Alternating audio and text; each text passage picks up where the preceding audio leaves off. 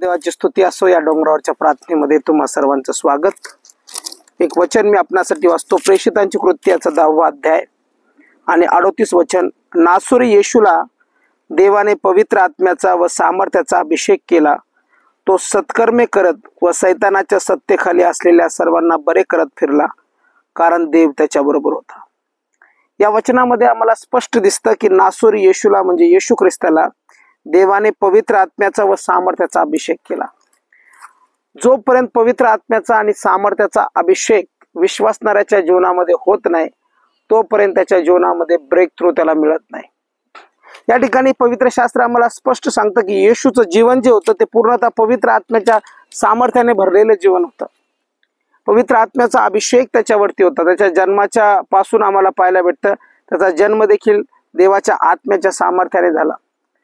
पवित्र आत्म्याची छाया मरियेवरती आली। त्याच्यानंतर आम्हाला पाहायला भेटतं की ज्यावेळेस तो योहानाकडे बाप्तिस्मा घेण्यासाठी गेला, त्यावेळेस बाप्तिस्मा घेऊन वरती आला, त्यावेळेस म्हटलेलं आहे की कबुतरासारखा, कबूतर नव्हे तर कबुतरासारखा देवाचा आत्मा त्याच्यावरती आला आणि पूर्ण पवित्र आत्म्याच्या अभिषेकाने भरून त्याने सेवा कार्य केलं आणि तो देवाचा आत्मा त्याच्याबरोबर असल्या कारणाने पवित्र शास्त्र आम्हाला सांगतं की तो सत्कर्मे करीत फिरला आणि सैतानाच्या सत्तेखाली असलेल्या लोकांना बरे करीत फिरला।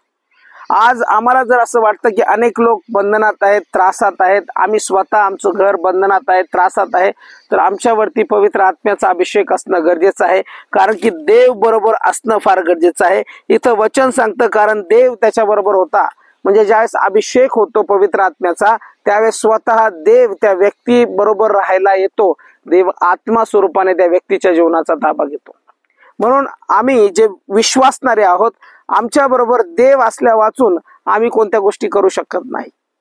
देव बरोबर असल्या वाचून आमच्या बरोबर सामर्थ्य राहणार नाही, आमच्या बरोबर ते परमेश्वराचं कार्य राहणार नाही। म्हणून प्रत्येक विश्वासणारा जो येशूवरती विश्वास ठेवतो त्याने प्रार्थना केली पाहिजे की परमेश्वराचा अभिषेक त्याच्या जीवनावर यावा, आणि ज्यावेळेस अभिषेक त्याच्या जीवनावर येतो त्या अभिषेकाने त्याचं जीवन जे आहे ते सामर्थ्यशाली बनतं।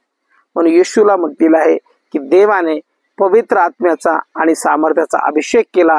तोच अभिषेक जे आज ऐकत आहेत त्यांच्यावरती येऊ आणि परमेश्वराच्या सामर्थ्याने तुमचं जीवन भरल्या जाऊ।